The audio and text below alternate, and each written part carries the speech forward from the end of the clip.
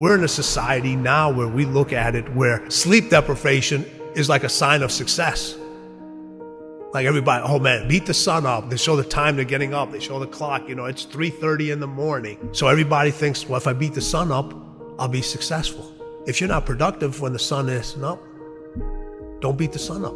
A lack of sleep will impact just about every major physiological system in your body and almost every operation of your mind. For example, if I were to take you and limit you to just 4 hours of sleep for one single night, there is almost a 70% drop in what we call natural killer cell activity, which are critical anti-cancer fighting immune cells. That's after one night of 4 hours of sleep. Secondly, if I were to short sleep you for just 1 week, your levels of testosterone would be that of someone 10 years your senior. Here, we could be talking about 4 to 5 hours a night for 4 or 5 nights in a row. If you look at the data on the survey, that's not unusual for perhaps even 20 to 30% of the population, certainly during the week. We also know from daylight savings time that it doesn't take very much, because there is a global experiment that's performed on about 1.6 billion people across 70 countries twice a year, and it's called daylight savings time.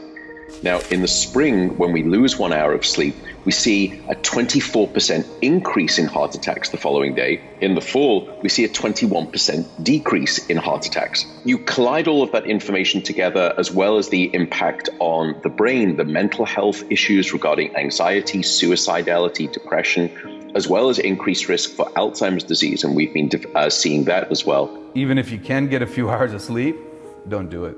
Disrupted sleep as residents, and people can write in, if you can just get an hour or two, sometimes it's better to stay up the whole night.